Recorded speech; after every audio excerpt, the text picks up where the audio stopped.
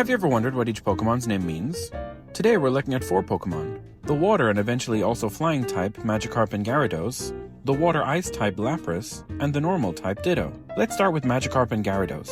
Magikarp's name is a combination of the words magic and carp.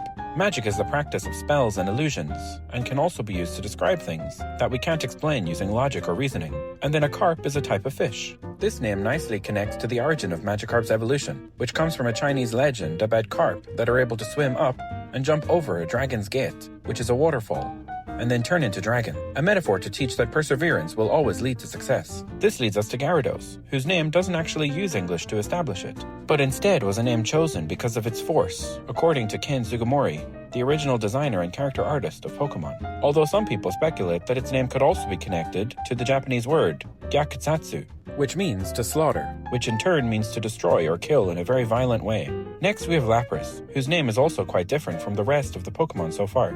Its name has various connections and theories. One example is it could be named after the French mathematician Pierre-Simon Laplace, who very thoroughly studied the sea and tide movements, amongst many other things. Lapras could also be named after the French word Laplace, which means the seat, as Lapras is famously the surf sprite used in earlier Pokémon games, as well as being Ash and Company's main form of sea transport in the anime. Finally, we have Ditto, a Pokémon with the ability to copy and mimic any other Pokémon. Fitting then that its name is a word we already use in English, Ditto, which means me too. We often say Ditto to express agreement or similar thoughts as another person, rather than repeating everything that they have just said. And so there you have it, 4 more Pokémon names explained.